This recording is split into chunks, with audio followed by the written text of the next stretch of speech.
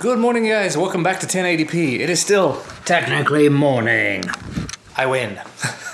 Just barely. Had a really late start to the morning. Christina let me sleep in, which was wonderful. We were up, and not a huge amount last night, actually. Little one actually really seemed to enjoy the sleeper that we got him, so he slept very well. Aside from middle of the night, he was having some stomach issues, but worked through that, so hopefully things are better now.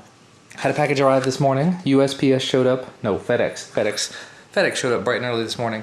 Have to open the box. It is supposedly the Oculus DK2 from AltSpace VR. There we go. Had to cut some tape on there. But got a little bag in here. What is this? It says, Jordan, for your upcoming new edition, look forward to working with you on some amazing events in AltSpace. That is adorable. Adorable. And then we've got this box. It says DK2 Development Kit 2 from Oculus. So maybe I'll make a video about that actually before I go any farther. We got a present. Oh, It's from the people at AltSpace. well, that was nice. That's adorable. It's got a little tag on it, a little card.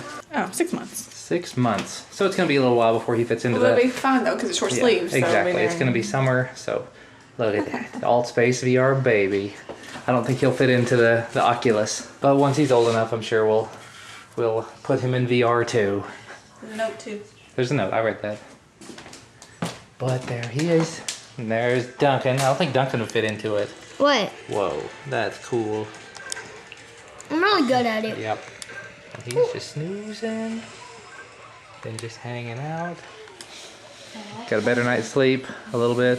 The first half of it was great. Yeah. Then he got to feeling sick. Hey, you're really dark. And then his tummy started bothering him. Yeah. He started spitting up. And then we were up for 2 hours. Fun times. Yeah. Well, I'm at home alone with the boys again. Christina and her mom decided they needed to run out and do some things. Go to the bank and go to Kroger again and go wherever. So I'm feeding Ellis a little bottle. Duncan's in there playing some video games. Hopefully, if I need it, he can help out a little bit. But good times. Good times. Alrighty, bottle consumed. He's passing out again. Probably take him back and put him on the couch here in a minute. I've noticed I've got comments already coming in on yesterday's vlog. A lot of comments so far saying how great the quality was, but also talking about the focusing issues, which that's exactly where I was with it. The picture, beautiful. I mean, it just looked wonderful. But it had major issues staying in focus. So for autofocusing, for run and gun style shooting, I definitely wouldn't be using it for that. I'd still be sticking to a camcorder. But for sitting still, the kind of videos I make for my main channel or for XDA, I think it's definitely going to be great for that. I went ahead. Oh, look at that happy little face. He's just sitting here smiling. But anyway, for the kind of videos I make for XDA or for my channel, when combined with the Wi-Fi app for the G7, I think it's going to turn out really well. And he's just going right on. He's happy. He's so happy now. So I'm looking forward to checking that out. However, I'm going to have to think about what I'm going to do for the XDA videos, because the teleprompter I've been using, the little Parrot teleprompter, has a specific filter thread, and it's not going to fit on the lens that came with this thing. It's like a 52 millimeter thread, and the lens on that camera is not. So I don't know. I'll have to look into it. Yeah, you probably won't be able to see that, but it is a 46 millimeter filter thread. So definitely not going to fit on there. Maybe like I said, I'm planning on looking at new lenses for this. I'm going to see if there are any that have a 52 millimeter thread. If not, I may be able to just order a new filter thread or a new filter ring for the Parrot teleprompter. The other option is just to go back to one of the previous teleprompters I've used, or not use them at all. It's so convenient to have a teleprompter for the XDA videos though, because I can just throw together a script in like 45 minutes, shoot the video within, I don't know, 7 minutes, and then edit super duper fast. So I definitely prefer to use that. By the way, completely random thought here. If you are wondering about the burp cloth that he has around him, as I mentioned, he's had some stomach issues lately. Anytime he has formula, anytime he eats really, he spits up. It's not a huge amount. It's the exact same thing that Duncan did when Duncan was a baby. Basically, anytime we put a bottle in him, he throws up a little bit, and that's a baby. So we try to keep him at a sort of a 45-degree angle or so to let the food go down appropriately, hold him for a little while after eating to make sure it all goes down, and usually he still does spit up a little bit. So we kind of use that as a bit of a shield. Oh, he hiccuped a little. And speaking of the 4K from the camera, I went through and looked at the footage after, when I was editing it last night. I was at 20 gigs of footage just from yesterday's stuff. You know, it was like 23 or 25 minutes worth of stuff, plus the additional that I cut out. And it was 20 gigs, and then once I rendered it down, I rendered it to 30 megabits per second, which took it was 100 to start with, down to 30, made it 5 gigs to upload.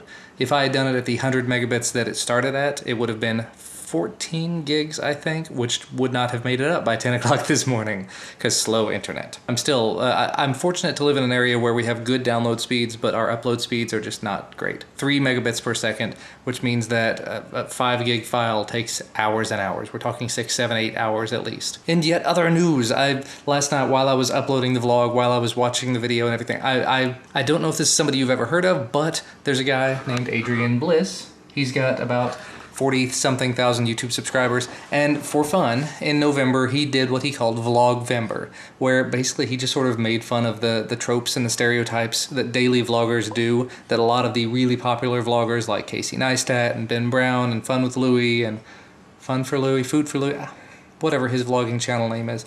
He sort of picked at all of those in little 1 minute, 2 minute, 5 minute snippets, but also had a story behind it. So I'm gonna put a link to the playlist where you can watch that. They're goofy, they're off the wall, they may not make sense at first, but it's art.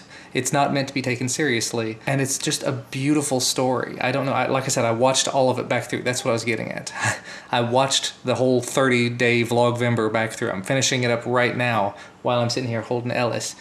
And it's fun. I'm gonna watch it again. You know, it does not have nearly enough views. And he has a lot of exposure as a result of this. You know, he's friends with a lot of the big YouTubers in the UK, and he's gotten retweeted on it by like Casey Neistat and Ben Brown and a lot of these really big names. I hate to say it, but unfortunately he's not continuing it. Even though it was kind of a mockery, kind of a satire, I think it would have done well if he'd continued to do it. It's a character he's created that's just amusing and interesting, and you want to see what he's doing, even though he's such a goofball, and he's getting restless. He's stretching and he's moving, and he's not wanting to sit here in Daddy's lap anymore. Oh, you gonna wake up for a second? Nope. Thinking about it. I don't know. He's thinking about it. Hey, they came back. What do you want? And they brought food. He doesn't want it. And he doesn't want food. And he already had food. Ooh, and there's sushi. That looks a little different than usual.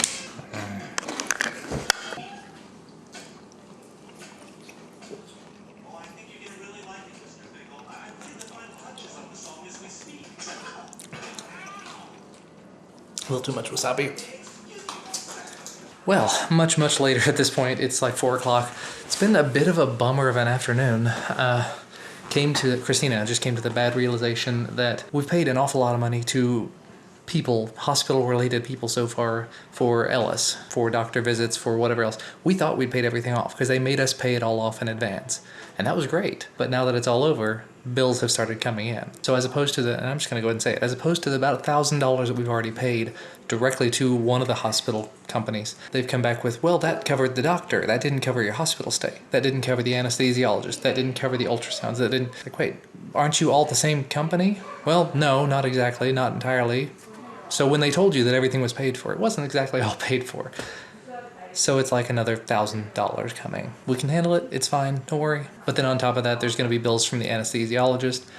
I keep saying she has her insurance has a total out-of-pocket maximum for the year. And with all of this, she should have gone over it already. But apparently certain things are not insured, like the ultrasounds are not a part of the insurance, so every one of those we paid for doesn't actually count for anything. Complete asinine goofiness. Anyway, the other downer, I've seen this pop up so many places at this point. I saw this yesterday. Ian Murdoch, one of the founders of the Debian Linux project, was having an absolutely horrible week. Some stuff happened, police related. He was apparently arrested and abused, and that's just the way it came across on Twitter, and things looked really bad. He was saying things that he was going to kill himself, and apparently he did. So that sucks. That is absolutely terrible. Nothing specifically is known, but there's a post up over on the Docker blog. There's a post on the Debian blog just talking about what happened and that his family and friends want their privacy. So definitely not pushing into anything, but definitely keep the family in your thoughts. Well, hello again. It is a little while later, and mysteriously I am now out on the road. I actually have to run out and do a couple of minor errands before dinner. For Christmas, my parents got me some Star Wars related things. As it turns out, they bought them at the grocery store, and the pants that they bought me did not fit. So I'm gonna go see if I can exchange those for something that does. However, I also got an email from Asus. If you guys watch my tech channel, you may have seen back in August, I received the Asus ZenPad S8 something, lots of letters, tablet from Asus. I got it from them for a review, and I was supposed to be sending it back. I was supposed to do a review of it on XDA. XDA wasn't really that interested in having a review of it for whatever reason, I don't know. So that review never happened. The unboxing video went up on my channel. You can always find it over there. If you search just Asus, A-S-U-S, on my Twill.tv channel, you'll probably find the video about it. Not a bad tablet. It's got some weird software to it, but it's fine. But I never actually send it back out. So I got an email from them. My contact at Asus left the company, so I hadn't heard anything from them in months. And then all of a sudden it's, where's our tablet? Oh, I'm sorry. So I pulled out the original box. I still had all of the original box and documentation and everything. The original shipping label, return label. So boxed it all up. I'm going to take that out as well. As I mentioned in a previous video, there is luckily a FedEx box, a return box that is super duper close that I can just run over to and plop it in. So that makes life a whole lot easier. So I'm going to run do that, run to the store and get my pants exchanged, hopefully. I definitely like the pants that my parents got me, except, well, I mean, they're Star Wars, and that's why I like them, but they're Kylo Ren, and that, if you have seen the new Star Wars movie, you may understand why I'm not hugely a fan of that. Kylo Ren's just a character that I'm not a fan of. So I'm gonna go see what else they've got, and I'm also gonna see if they have my size, because these pants are like 6 inches too long for me, and they're just lounge pajama pants. Alrighty, package ready to go. Big box over here. And it is gone. Open it just to double check. Yeah, it's gone. So that is one thing taken care of, no problem. And the good thing is I have it sort of here on record that I did just ship it out. I shipped out a box that said Asus on it. Can't actually prove what was in it, I suppose, but at the very least, I tried. And of course the other problem there is that, one, hopefully the label is still good. It's a label from August, so hopefully it's still okay. And two, the last pickup of the day was like 6:30 p.m. or something like that, so it isn't going anywhere until at least tomorrow. But it's in the box, it's in FedEx's care as far as I'm concerned, so moving on. The funny thing is, looking at the footage here, the footage I'm seeing of myself in the little camera, makes me miss filming with the G7, but the G7 I wouldn't have been able to do this, because this I can actually mount on the dash and just hit record at any time and not have to worry about it. With the G7, I actually would have to hold it or have to have it sitting on something. It was way too big to actually have in front of me on the dash. That's why some of the clips from yesterday's video, you heard a lot of tapping and stuff, because I was holding it up on the dashboard and it kept hitting against the dash, the glass. So the microphone was tapping against that, which was making a lot of noise. I mean, realistically, I go back and forth on it. I really, really want the quality of these videos to look good and to sound good. This camera gives me the ability to have footage that looks pretty decent, but it is wide angle, fisheye, except for doing things like this, which I just don't really like doing. But it also gives me the ability to have audio that sounds really good, because it does have these 2 microphones built in that are really, really good microphones. So it's kind of a toss-up, you know. Idealistically, realistically, the best option would be to have something like the Sony RX100 Mark III or Mark IV. When the time comes, when Sony releases the Mark V, inevitably, I'll be picking one of those up, because it's, 6 months down the road. I can definitely justify it, but that's, 6 months from now. So we'll make do with the camera that I've got, the cameras that I've got, the overwhelming number of cameras. It'll be fine. Now that's the thing. CES is coming up here in just a few days, and I'm gonna go ahead and get my hopes up over nothing, but what I really hope happens is that I hope at CES that Canon comes out and says, we've made a new updated version of the Vixia Mini X, because the Vixia Mini X, the camera that I'm using and its predecessor, they're both great cameras except for that wide angle lens, that you have one lens and that's it. I love how pocketable they are, I love the audio that they can do, and the fact that the newest one, the one that I've got here, has an external mic jack. It's just really limited in terms of the lens, and it's not that great in low light. Every other thing that I've put it through, it's been great. As long as you have decent lighting, it's an amazing camera. So, I mean, it's just hoping that Canon will fix some of those issues and maybe even add 1080p at 60 frames per second. Or if they wanted to jump up to 4K, I wouldn't complain about that in the slightest. Anyway, that's again just me getting my hopes up over something that probably isn't gonna happen. Although I will say, every single person that I've shown this camera to, sorry, I turned the lights off. Every person I've shown this camera to has been absolutely blown away by it. Just the simplicity of it, the fact that you can flip the screen up in whatever direction you want it to go and hit a button and be recording, even if it is wide angle, and some people just don't like wide angle recordings. It's still super duper simple. It gives you good quality video and audio, and people like that. I love that. That's why I'm continuing to use it. I'm just always on the lookout for newer, bigger, better, brighter things. Even if it's gonna cost me a few $100, I'll look into it anyway. I've been doing that ever since the beginning. That worked out really, really surprisingly well. Yeah, I walked in there under the assumption that I was going to be returning a pair of pants and buying the same pair of pants in a smaller size, or a similar style in a smaller size. As it turns out, when I did the return, they gave me the full retail value of the pants back. So those were like a $25 pair of pants. Unfortunately, the calendar that I was also going to return was not sold in this store, so they didn't return it for me. But they gave me $25 back. And the entire stock of Star Wars merchandise was marked half off.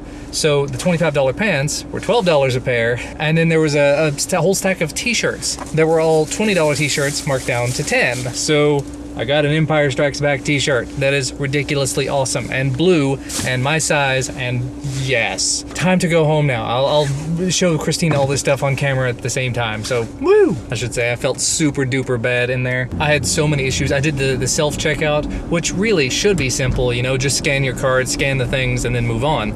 But it wasn't taking off the discount, so the $12 pants were ringing up as $24 pants, and I wasn't really interested at that price.